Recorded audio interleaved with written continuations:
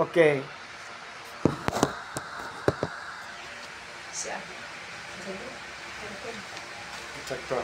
Okay. So first niya ang truth is eternal life.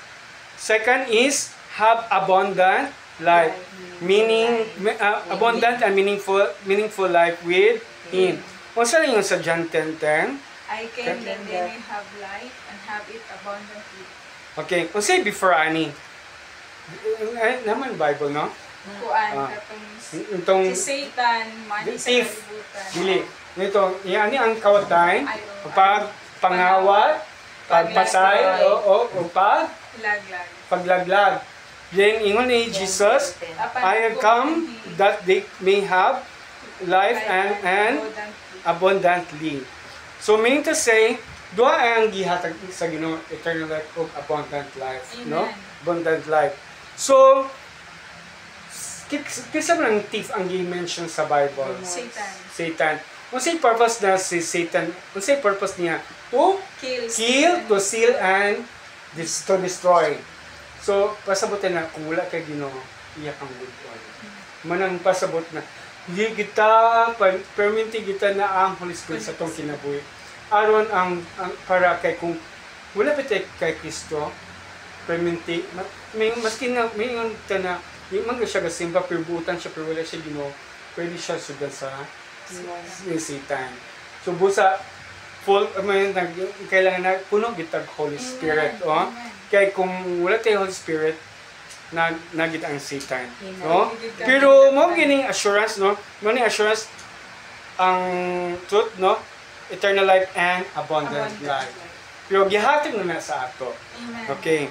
So, yung sa how do we know? Unsa na pagkabawan that this is true? Is it Jesus the Son of God was the one speaking in both verses. Okay. So si Jesus nag-ingon ani, no? Kaning sa John 3:16, mo ni nag-encounter silang ni Nicodemus. Kaning kani siya ang John 3:16. And John 10:10 katong iyang disciple. Si Jesus gyapon ang iyang nagstorya ani. Mo na Jesus the Son of God was the one who speaking in both verses. So mo na siya. Okay. God loves you. Di mahal makata sa Ginoo. Amen. No? But do you know that something separates you from Him? Kabalo ba na hilayo ta sa Ginoo? Because of Yes or no? Yes. Yes. Okay, ang sige gingon din we live in a broken world with broken families and relationships. Pain and suffering is reality. And many people are not experiencing a meaningful, abundant life. Why? Ngano kaha, pero gihasa naman ka na sa Ginoo ang eternal life ug abundant life. Pero ngano wala ba magyapon nagbuo? Ngano na pa mangyapon naggubot, na mangyapon naggira. Ngano man kaha, ngano wala gihatag naman ka na sa Ginoo. Unsa kay tubagani nasa truth number 2. The truth is, we have seen problem that separate us from God. Muna ang tubag sa number 2, no? Ang sin. Okay. So, usay nga niya, sa Romans 3:23, everyone has sinned. Nga ba yung exempted sa to? Wala. No? So, tanan ang nakasala. Okay. For all have sinned and fall short of the glory of God. No, everyone has sinned. Wala exempted maski atong presidente, atong mayor, no tanan no nakasala.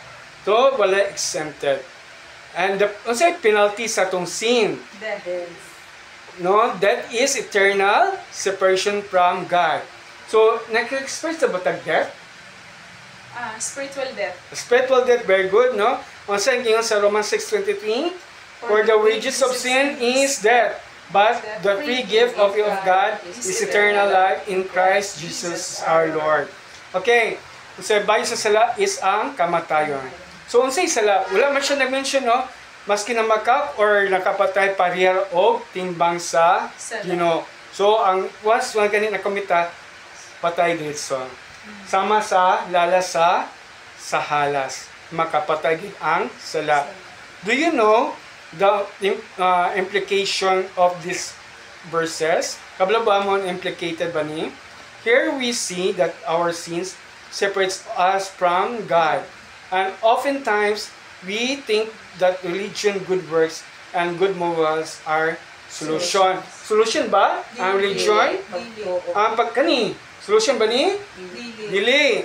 No, good works, dili. Ang good morals, dili, no?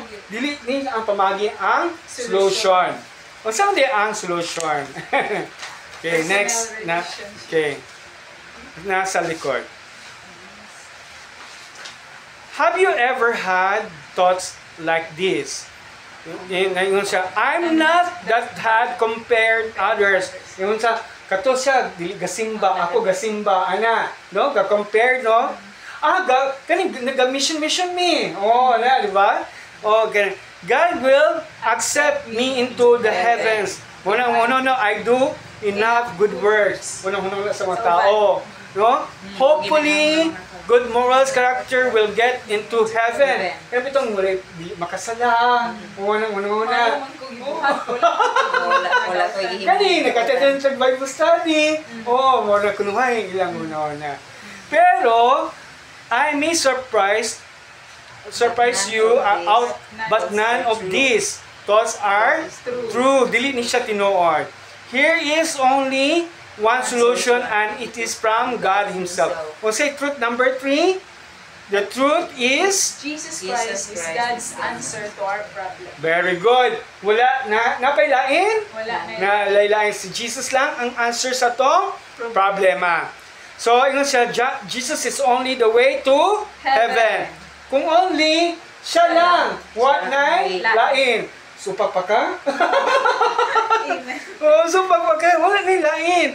O sa ingon sa John 14:6, Jesus said, kasi ingon si Jesus. Kasi ingon na, I am the way, the truth, and the life. No one comes of Father except through me. No? So, how? Unsaon? Jesus completely paid the penalty of our sins. So, ipasaylo na ito sa itong mga sala. 9S. So, meaning to say plural ang sin. So, imong kagahapon na sala, karon og mabutay pa na sala. Iyan na tanggi pasaylo. Oh, ingon sa Colossians chapter 1 verses 13 to 14 o sige ngon. He rescued us from the domain of darkness and transferred us to the kingdom of His beloved Son, in whom we have redemption, the forgiveness of sins. Sins. Meaning to sa S. Meaning to sa tanan ato masla, yan na tanggi pasaylo. So nindot ba? Amen. Oh, yan tanang gipasaylo. So do you understand? Nakasabot ba ta with what Jesus done for us? Amen. No, nasabtan ba nato? O sa yung truth number 4, the truth is, merely knowing about Jesus is not enough. We must place our faith in Him to save us. Kung ba yung pasabot storya lang ang gihisgot ba ni Jesus? Enough ba na siya ang pagstorya? Dili. We must have faith. Faith atong pagtuo Him to save us. Amen. Okay. Nakoy formula. Ang Jesus plus 10 Commandments equals salvation, or Jesus nothing plus nothing salvation? Asa ato? Jesus nothing. Very good. Kung dili pa pwede Jesus plus good works, dili pwede. Jesus alone.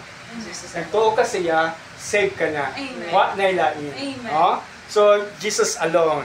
Meaning siya lang ang nakasave sa ato. What na ilain? Okay? So, to be saved means to be forgiven from your sins. Sins plural take note. To be sure, you will go to heaven and to have eternal life. Yes, mo siya ang truth. So, ano sa yun sa Ephesians 2 verses 2, chapter 2 verses 8 to 10?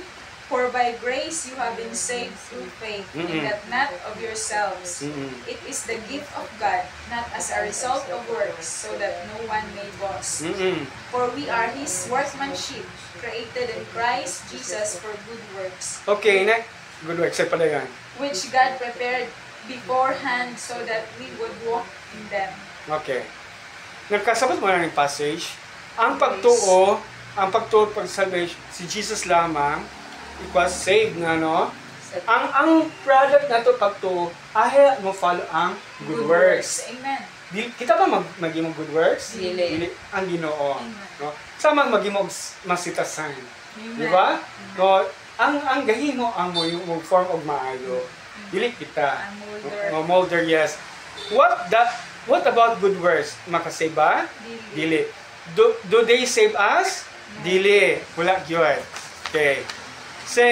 So based on Ephesians chapter 2 verse 8, chapter 8 to 10. Ano mo to ang kingon, no? Faith in Jesus plus good works equals salvation, or faith in Jesus equals plus nothing from us equals salvation. Am I correct? So nothing. Faith in Jesus. Red or green? Red. Red. Ang correct is red.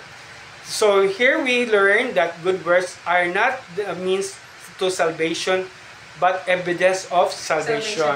Ang good works, evidence siya sa atong, ang pagsimba mo ng atong evidence.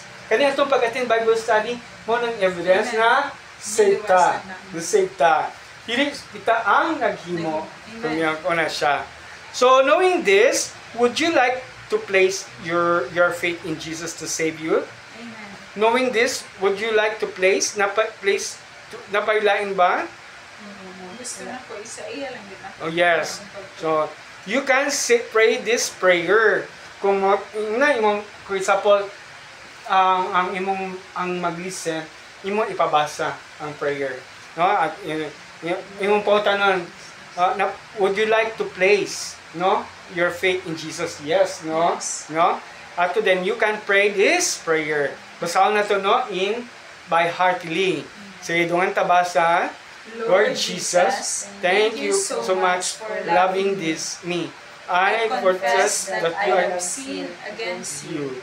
Thank you for dying on the cross to pay for my sins.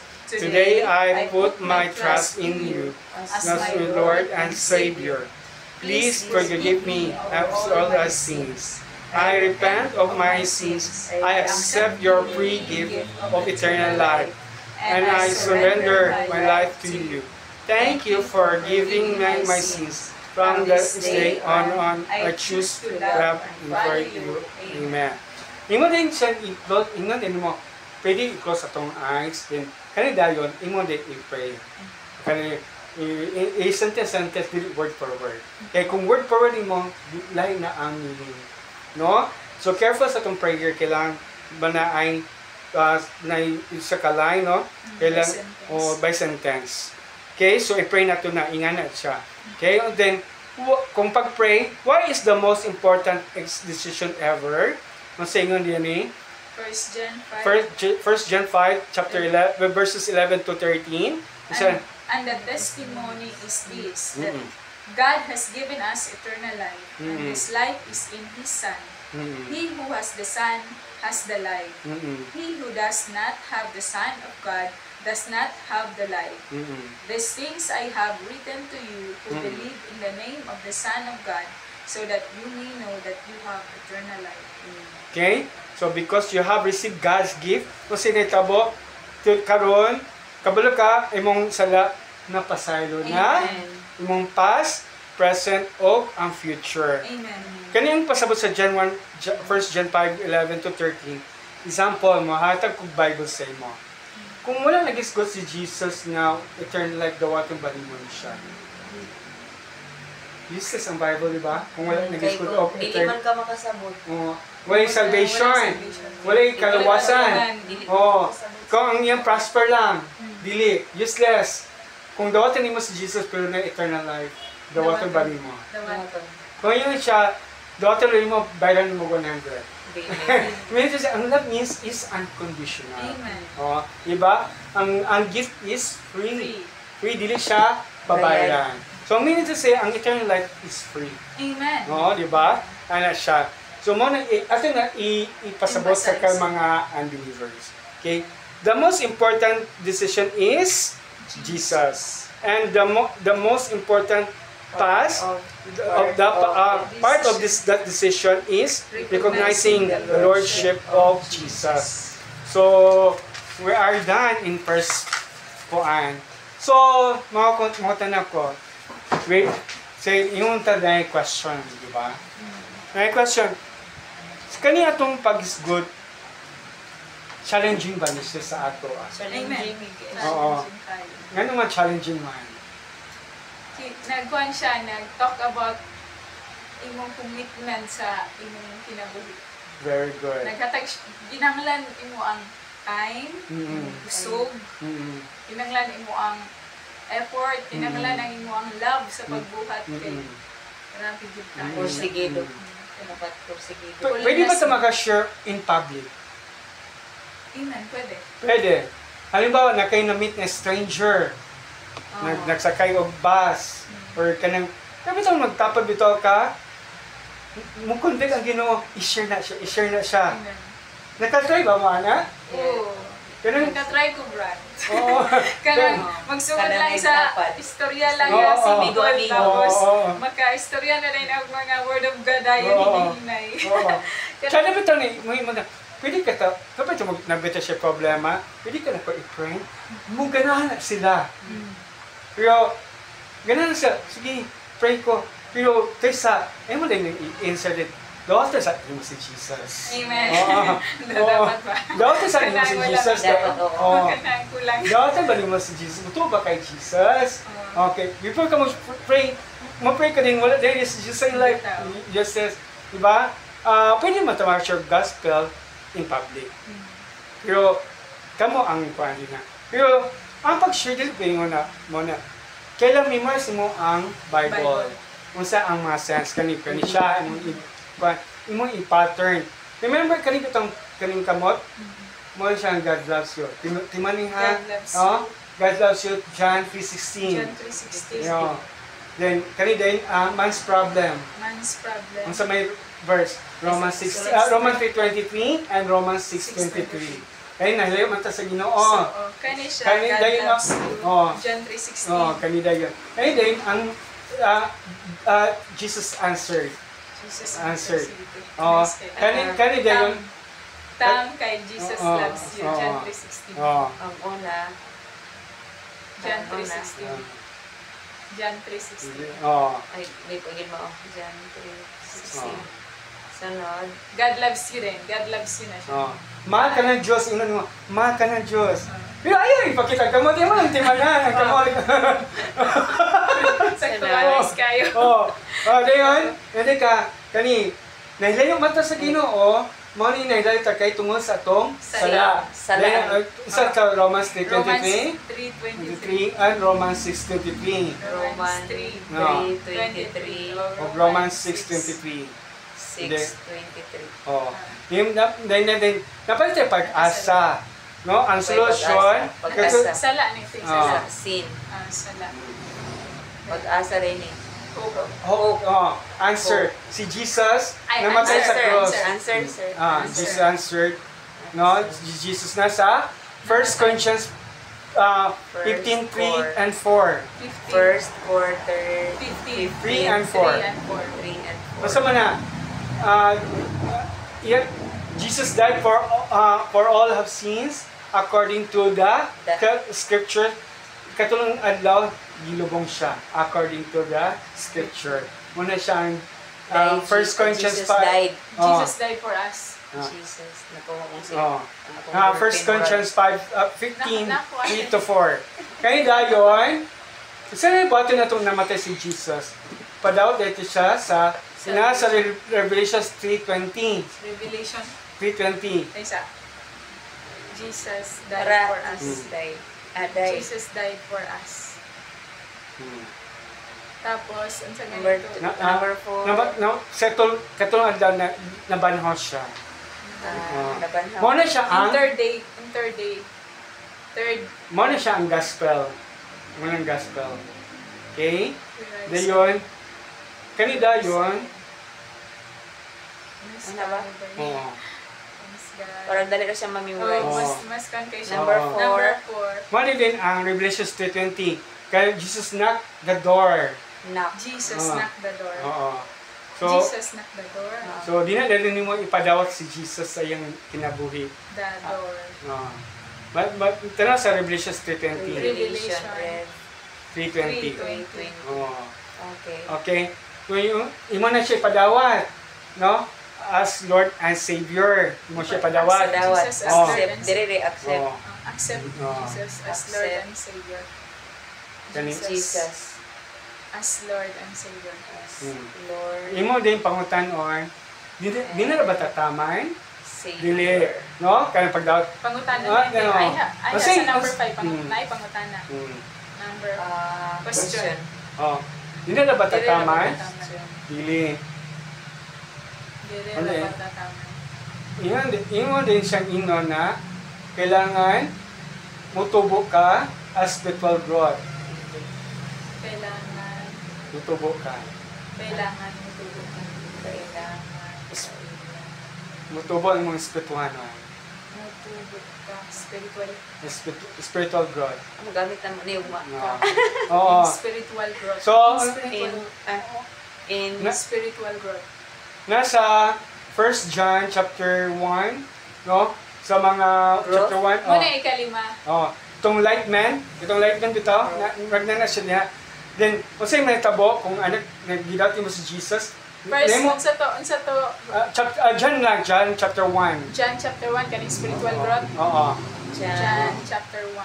chapter 1. O tanong na mo, kung sino tabo kung gidati mo si Jesus, nemo nakaanak sa Diyos. Amen. Ama na makita sa John John 1:12, 12:1:13. O nali na itong light man mo itong mag-grow ang spiritual. Nasa John chapter 1. Light man. Light man. Light man. Light man. Man. Ang pasabutan na, mo-grow. Ah. Mo-grow. Or grow. Napaka-i-history ka niya before sa Lightman. Or grow. Katong anak ka na sa Diyos. Anak ka na sa Diyos. Sana sa John 1:12. Jan 1:12. Kaning John 1:12. Mm. John 1:12 to 13. Mm-mm. Oo. So, number 4 pa na siya. Number 5 na. Number 5 na niya. Oo.